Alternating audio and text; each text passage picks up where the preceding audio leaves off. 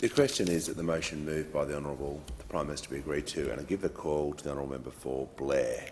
Thank you, Mr Speaker. The passing of Her Majesty Queen Elizabeth II marks the end of an era, her era. I acknowledge this is a sad period for many Australians. She's been a fixture in their lives. Over her 70-year reign, she remained an enduring symbol of stability. Queensland mathematician, entrepreneur and part-time historian Nigel Greenwood wrote a book, The Sovereignty of the People, in which he discussed the Crown and its reserved powers. He spent a lot of time researching the monarch's responsibility and constitutional government. Recently he said, one of the striking things about the accounts of Prime Ministers of Commonwealth nations across the many decades of the Queen's reign was the consistency of their accounts of her valuable counsel and the depth of her work in understanding the political difficulties of the day. When British Prime Minister Harold Wilson had his first meeting with her, he was embarrassed to discover she understood the current political issues confronting him better than he did, because she was always diligently working through her briefs in his and prior governments across her reign. He vowed never to go unprepared to another meeting with her. Dr Greenwood noted the Queen championed the Commonwealth's interests across the decades when British Prime Ministers seemed obsessed with Europe. While for many she embodied the dignity and grace we might expect of a British monarch, history tells us these traits are not necessarily inherited or imbued within the Crown. I know that Queen Elizabeth II was admired and respected in Queensland. She's been the only reigning British monarch to visit my home state.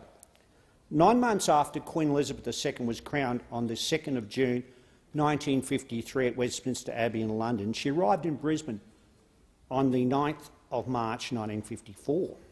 She stayed at Government House in Brisbane with Queensland Governor Sir John Laverick and his Lady Sybil Laverick. And her busy itinerary included many regional visits to Bundaberg, Oakey, Toowoomba, Townsville, Cairns, Mackay, Rockhampton and the Great Barrier Reef.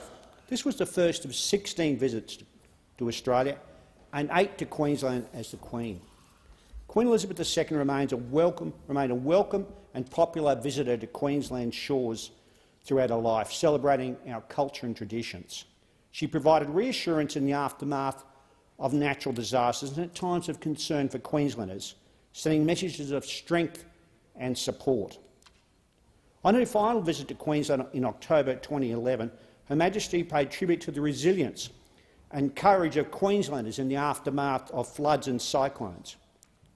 Her subsequent public walk along Brisbane's South Bank was greeted by thousands of Queenslanders, emphasising the great affection with which she was held in Queensland. Mr Speaker, as a young princess, we first saw a glimpse of the style of monarch she would become. In World War II, she joined the Auxiliary Territorial Service, where she learned to drive and maintain vehicles. She was, as many have said, the first female member of the British royal family to join the armed services as a full-time active member. Seeing the young Princess Elizabeth in overalls with her head underneath a car bonnet inspired many. The Queen served with impartiality and dedication, Britain and her realms of which Australia is one. Across her long reign, the same cannot always be said of every single Governor-General who served in her name. Her Majesty Queen Elizabeth II was devoted to her duty.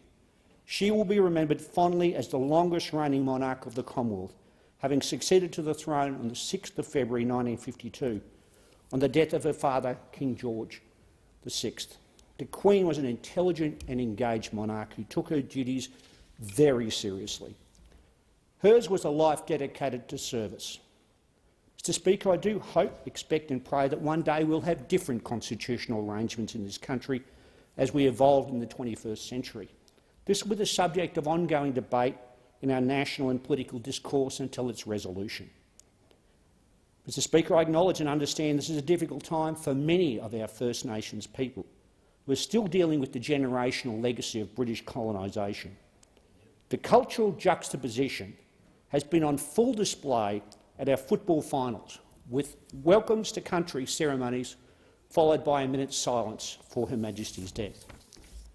Whatever your views about the British monarchy, and they vary across the country, and Mr Speaker, I'm a lifelong Republican, the Queen has been regarded very widely as a friend of this country, and it is right to respectfully recognise her many years of faithful service over 7 decades.